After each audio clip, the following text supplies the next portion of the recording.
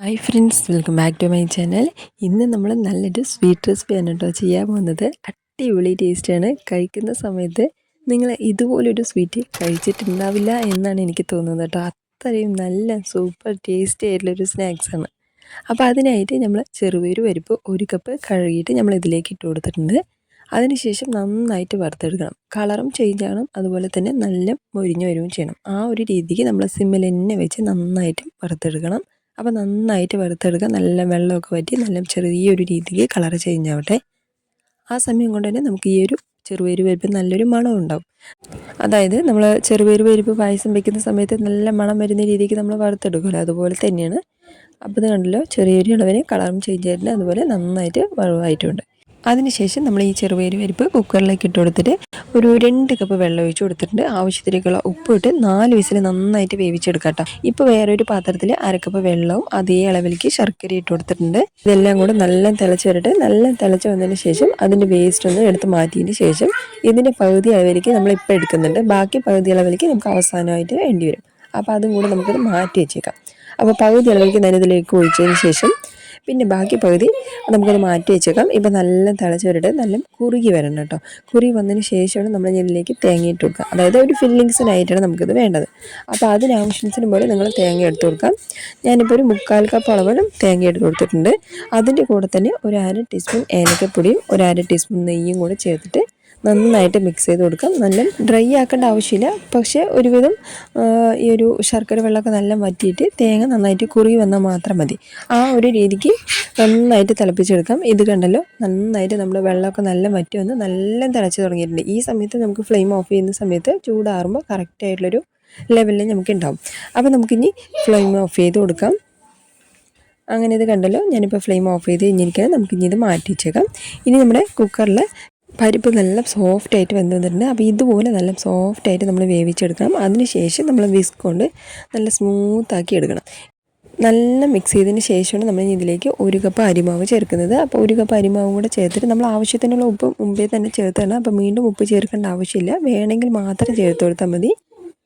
അരിമാവ് ചേർത്തിട്ട് നന്നായിട്ട് മിക്സ് ചെയ്ത് കൊടുക്കാം. നമ്മൾ ചപ്പാത്തിക്കൊക്കെ മാവ് കുഴക്കുന്ന രീതിക്ക് നന്നായിട്ട്, അതായത് ചപ്പാത്തി മാവ് എന്ന് പറയുന്ന സമയത്ത് അതിനേക്കാളും നമ്മൾ പത്തിരിക്കൊക്കെ മാവ് കുഴച്ചെടുക്കില്ല, അപ്പോൾ അതുപോലെ നമ്മൾ കുഴച്ചെടുക്കണം. അപ്പോൾ നല്ല തിക്കായി ഞാൻ ഫ്ലെയിം സിമ്മിൽ തന്നെ വെച്ചിരിക്കുന്നത്.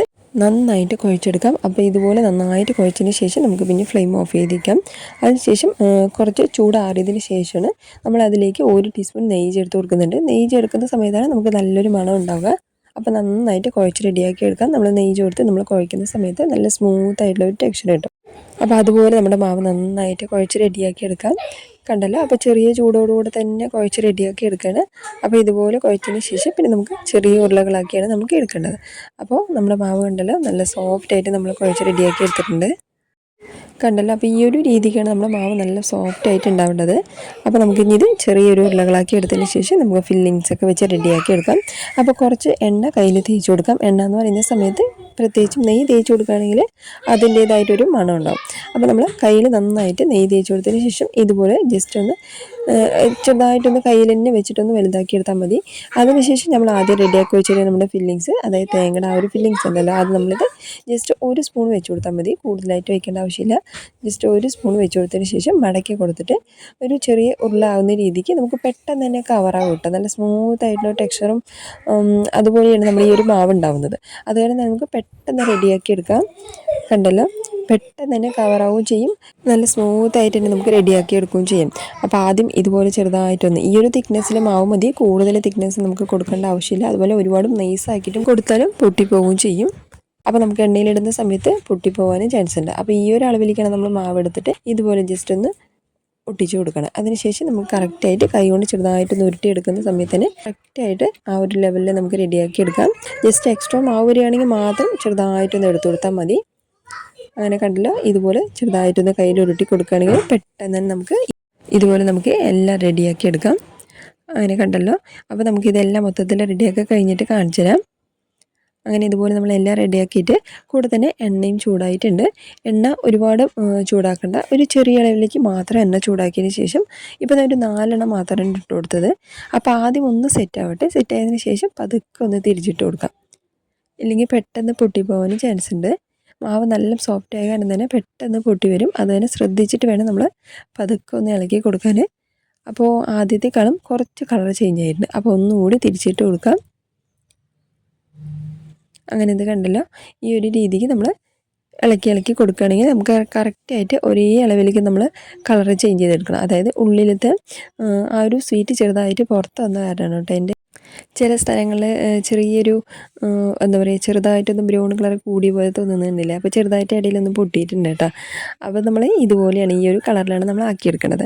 അതിനുശേഷം നമ്മൾ ആദ്യം ഈ ശർക്കര വെള്ളം നമ്മൾ റെഡിയാക്കിയിട്ടുണ്ടായിരുന്നു. അപ്പോൾ അതിൻ്റെ പകുതി വെള്ളമാണ് ഇപ്പോൾ നമ്മൾ തിളപ്പിച്ചെടുക്കുന്നത്. ആദ്യത്തെ നമ്മൾ പകുതി നമ്മൾ എടുത്തിട്ടുണ്ടായിരുന്നല്ലോ, ബാലൻസ് പകുതി നമ്മൾ എടുത്ത് വെച്ചിട്ടുണ്ടായിരുന്നല്ലോ. ആ ഒരു ബാലൻസാണ് നല്ല തിളപ്പിച്ചെടുക്കുക. നല്ല തിളപ്പിച്ചെടുത്തതിന് ശേഷമാണ് എണ്ണയിൽ നമ്മൾ എടുത്തിട്ടുണ്ടായിരുന്നില്ല, അത് നമ്മൾ ഓരോന്നായിട്ട് ഇതിലേക്ക് ഇട്ട് കൊടുക്കാം.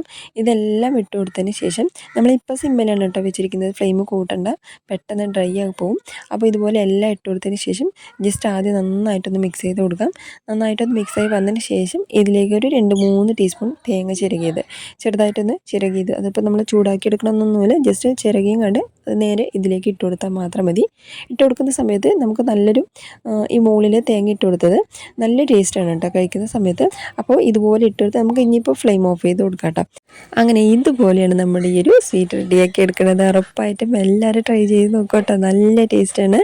അങ്ങനെ കണ്ടല്ലോ, എത്ര പെട്ടെന്ന് പൊട്ടി വരുന്നത് കണ്ടില്ലേ. ഒരു സോഫ്റ്റും അല്ല, ഒരുപാട് ഹാർഡുമല്ല, ഒരു പ്രത്യേക തരത്തിലുള്ളൊരു ഒരു സ്വീറ്റാണ് കേട്ടോ. അപ്പോൾ എല്ലാവരും ട്രൈ ചെയ്ത് നോക്കുക. ലൈക്ക് ചെയ്യുക, സബ്സ്ക്രൈബ് ചെയ്യുക, കമൻറ്റ് ചെയ്യുക.